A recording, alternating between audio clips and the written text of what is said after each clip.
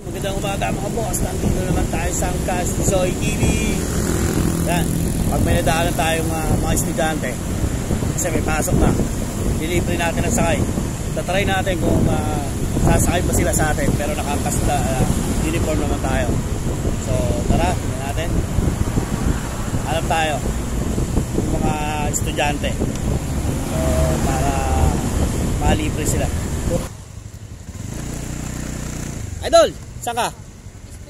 Tara, sakay na kita. Ayun. Ayan. Ito guys, oh, yung mga estudyanteng mga masisipag.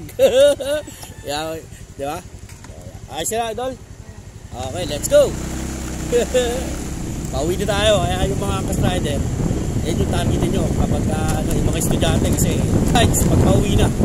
Wala, maraming salamat and God bless.